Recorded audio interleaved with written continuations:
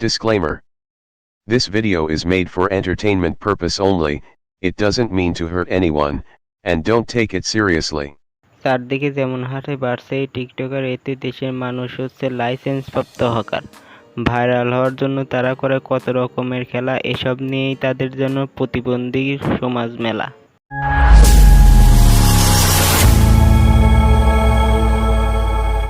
Hello guys, কি অবস্থা সবার, কেমন আছে সবাই? আশা করি সবাই ভালো আছো। তো আজকে যে টিকটকারকে নিয়ে কথা বলবো সে হলো টমেটো আপা নামে পরিচিত, এবং সে টমেটোর মতোই মিষ্টি এবং সবাইকে সে টমেটো খাইয়ে বেড়াচ্ছে। আজকের এই ভিডিওটিতে তাকে অবশ্যই অধিক পরিমাণে টমেটো খাওয়ানো হবে।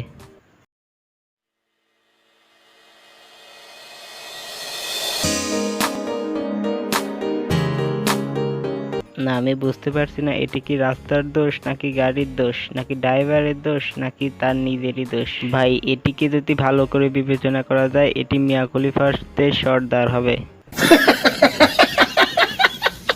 গাড়িতে উঠে নোংরামি করছে এবং সেটা কিনা পাবলিক প্লেসে এসে দেখাচ্ছে।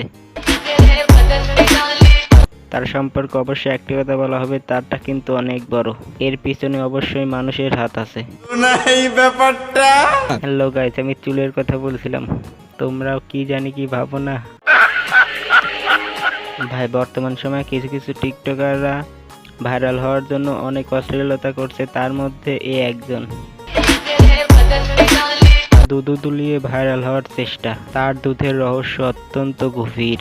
এই জন্যই তো বলি বাংলাদেশে দুধের দাম এত বাড়ছে কেন দিন দিন। দিনের ভিতর আমের সিজন আসতেছে, মেয়েরা আমগুলোরে এমন ভাবে চুষে খাবে যে আমও লজ্জায় বলবে। এই ছাড়ো না, কি করছো? কেউ দেখে ফেললে মান ইজ্জত কিচ্ছু থাকবে না।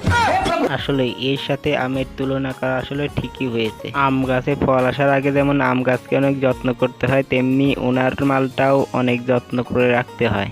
শতানার বাচ্চা চরিত্রহীন। গাছে আম থাকলে যেমন সবাই টিপে টিপে চলে যায়, এর অবস্থাও হয়েছে তেমন, একেও টিপে টিপে ছেড়ে দিয়েছে সবাই। আর এটাই হলো তার দুধের আসল রহস্য। তুই ভালো হবি কবে আসবো রে, কবে ভালো? লোকজন আম খাইতে খাইতে আটি চাটতে চাটতে সাদা করে ফেলে দেয়, এটি আপনি ভেবেছেন, কিন্তু এটিও আপনি ভেবে রাখুন যে এই আমে যদি পোকা লাগে তাহলে এই মানুষই কিন্তু এই আম গাছে পোকার বীজ দেয়। তেমনি আমাদেরকে এই কিছু কিছু এইসব টিকটকারকে বাছাই করে সেটে দিতে হবে। আর আপনাকে একটা কথা বলি, এটা বাংলাদেশ, বাঙালিরা একবার ধরলে পারে শাকিব খানের মতো হয়ে যাবে, পাটটাতে 2 শট। তাই এইসব অশ্লীলতা বাদ দিন আর চরিত্র ঠিক করুন। তো আশা করছি এই ভিডিওটি দেখার পর আপনি অবশ্যই ভালো হয়ে যাবেন।